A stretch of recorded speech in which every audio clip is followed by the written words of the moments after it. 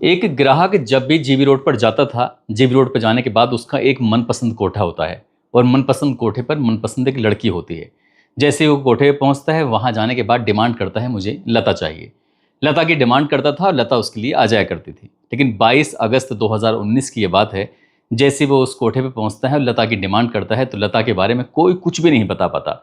बार बार पूछता है कि लता को देखा है कि नहीं देखा है, आज मुझे लता से मिलना है।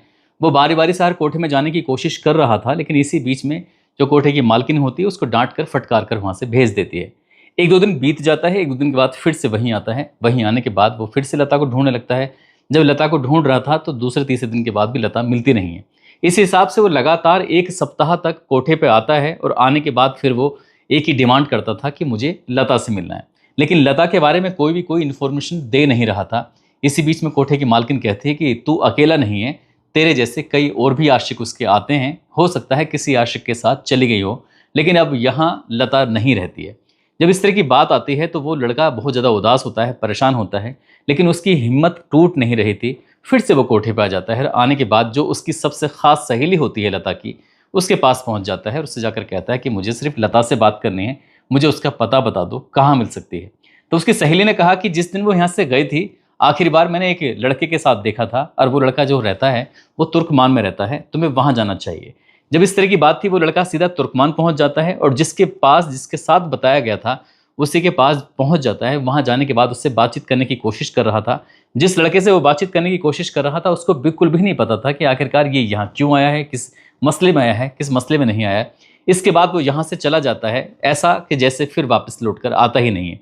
उसने उस दिन के बाद उस कोठे पे जाना बिल्कुल पूरी तरह से बंद कर दिया, क्योंकि उस लता के साथ जो हुआ था, जो कहानी लोगों के सामने आती है, जो अखबारों में प्रकाशित होती है, लोगों को सुनकर जानकर बड़ी हैरानी हो रही थी। क्या हुआ लता के साथ, आज की इस कहानी के माध्यम से जानने और समझने की कोशिश करते हैं। आदाब, नमस्कार, सत श्री अकाल। मैं उस्मान सैफी। 21 अगस्त 2019 की सुबह सुबह की ये बात है। राष्ट्रीय राजधानी दिल्ली में रोहिणी एक इलाका है और रोहिणी के पास ही बवाना नहर है। उस नहर में एक बोरी थी, जो बोरी बार बार एक ही जगह पर घूम रही थी। जैसे क्या पृथ्वी अपनी परिधि पे घूमती रहती है, वैसे ही वो बोरी थी जो घूम रही थी। लोगों के लिए वो कौतूहल का विषय बन जाता है। तभी आसपास के लोग वहाँ रुक जाते हैं। रुकने के बाद जब पास में देखते हैं तो उस बोरी को देखने के बाद साफ अंदाज़ा लगाया जा रहा था कि इसके अंदर से दुर्गंध आ रही है और हो ना हो इसके अंदर किसी भी इंसान की लाश हो सकती है।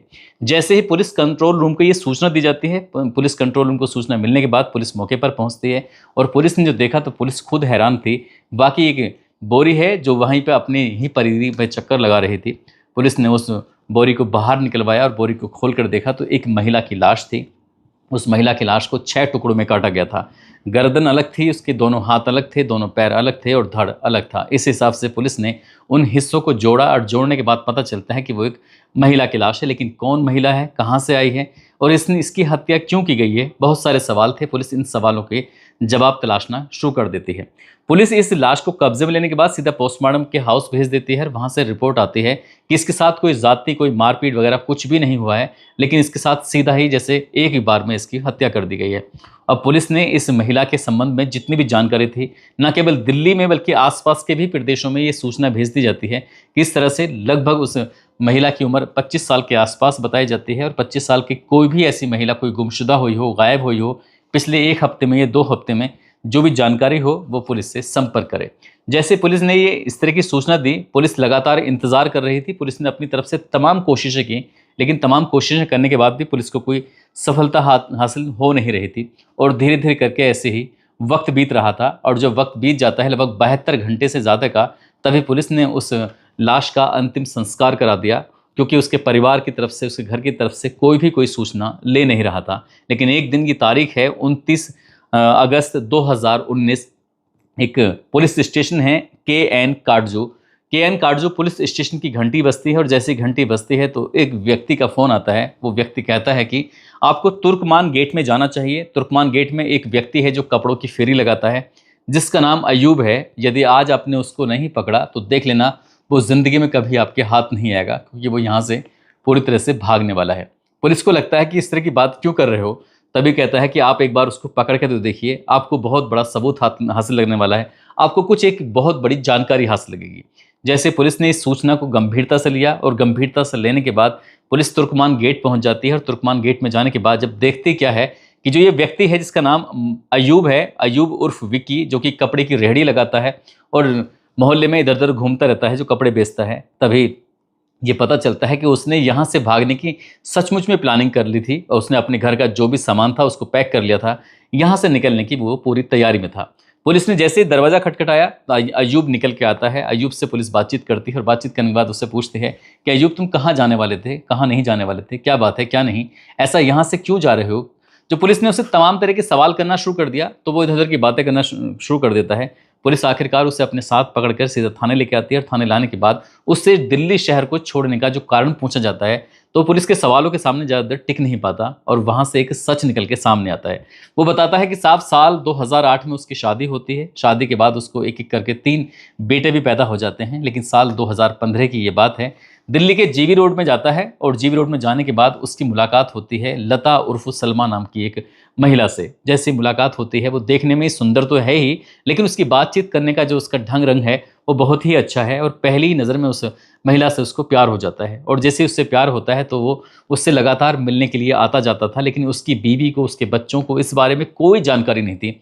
जब अय्यूब की लगातार मुलाकातें होती थीं, कई बार ऐसा भी होता था कि अय्यूब के सामने ही उसकी जो प्रेमिका होती है जिसका नाम लता उर्फ सलमा होता है, ग्राहक आते हैं और ग्राहक आने के बाद उसी के सामने उसका हाथ पकड़कर सीधा कोठे के यानी कमरे के अंदर लेके चले जाते हैं। ये बात अय्यूब को बहुत ज़्यादा ख़राब लगती थी। अय्यूब कई बार जाता था तो वो ग्राहक से के साथ वो बाहर जब कमरे से निकलती थी तब भी अय्यूब को बहुत ज़्यादा ख़राब लगता था। अय्यूब ने एक दिन फैसला किया कि हम लोग दोनों शादी कर लेते हैं, निकाह कर लेते हैं, निकाह करने के बाद कहीं अलग रहेंगे, दूर रहेंगे और इस कोठे की ज़िंदगी से बिल्कुल तुम्हें आज़ादी भी मिल जाएगी। लेकिन जैसे ही सलमा उर्फ लता ने ये बात सुनी, उससे बड़ा आश्चर्य हो रहा था। उसने कहा कि तुम्हें सिर्फ ये थोड़े दिन की मोहब्बत प्यार है, शायद तुम जल्दी भूल जाओगे, इसलिए ये सब चीज़ों में मुझे नहीं पड़ना है, मैं यहीं ठीक हूँ, बिल्कुल अच्छी हूँ। इस तरह की जब बात आती है, अय्यूब उसको समझाने की तमाम कोशिश कर रहा था। जब जब अय्यूब कोठे पे जाता था तब तब लता से एक ही बात कहता था कि चलो यहाँ से बाहर निकलो, मैं तुमसे शादी करना चाहता हूँ, तुमसे निकाह करना चाहता हूँ। लेकिन लता उर्फ सलमा हर बार उसको मना कर दिया करती थी। ऐसे ही एक तारीख आती है और तारीख थी 20 अगस्त साल 2019। वो एक दिन स्कूटर लेके आता है। स्कूटर लाने के बाद उससे कहता है कि चलो एक काम करते हैं, सैर पे चलते हैं, मैं तुम्हें कहीं घुमा के लेके आता हूँ। जब ये सैर पे चलने वाली बात आती है तो उसे कोई ऐतराज़ नहीं था, उसे कोई दिक्कत नहीं थी। लता उर्फ सलमा तैयार हो जाती है, उसके साथ वो स्कूटर बैठती है। लेकिन वो जब जा रही थी तब अपने कोठे की मालकिन से कह के आती है कि मेरा एक ग्राहक है, मेरा एक चाहने वाला है, उसके साथ कुछ वक्त मुझे बिताना है। लेकिन जैसे ही वो कोठे से उतर के बाहर जा रही थी तब उसकी सबसे खास सहेली की नज़र पड़ जाती है कि वो जिसके साथ स्कूटर पर जा रही थी उस ग्राहक को वो पहचानती थी, जानती थी। जब वो यहाँ से निकल जाते हैं दोनों, निकलने के बाद सीधे रोहड़ी पहुँच जाते हैं। रोहड़ी में एक बबाना जगह लगती है, बबाना के पास एक नहर बह रही है। उस नहर के पास बिल्कुल सुनसान जगह थी, बिल्कुल अंधेरा था और वहाँ ले जाता है उसे। और ले जाने के बाद उसके साथ वो जो एक हरकतें कर सकता है वो हरकतें करने की कोशिश कर रहा था। इसी बीच में उसने स्कूटर से मौका पाते ही स्कूटर से एक बड़ा सा चाकू निकालता है और बड़ा सा चाकू निकालने के बाद वो मौका पाते ही लता उर्फ सलमा पर हमला कर देता है। और जैसे हमला करता है तो उसकी जो शरीर से उसका जो गर्दन था उसको बिल्कुल अलग कर देता है। वो यही नहीं थमता बल्कि शरीर के उसके वो 5 और टुकड़े करता है, यानी कि हाथों को अलग कर देता है, उसके दोनों पैरों को अलग कर देता है। और ये करीब करीब जब 6 टुकड़े हो जाते हैं, उन 6 टुकड़ों को एक बोरी के अंदर पैक कर देता है। और पैक करने के बाद वो सोच रहा था कि इसे नहर में डाल देगा और नहर में डालने के बाद ये बोरी बहती हुई कहीं लंबी निकल जाएगी। वैसे भी इसके परिवार से कोई संपर्क करने वाला है नहीं, कोठे पे इसकी कोई जानकारी लेने वाला है नहीं, मालकिन इसके साथ आने वाली नहीं है। यही सोचकर उसने ये कदम उठाया था। और एक कदम उठाने के बाद सीधा वो उस बोरी को पानी के अंदर फेंक देता है। लेकिन वो बोरी पानी के अंदर डूब जरूर जाती है। डूबने के कुछ घंटों के बाद वो आराम से बाहर निकल के आ जाती है। लेकिन बाहर निकलने के बाद वो वहाँ से जाने को तैयार ही नहीं थी।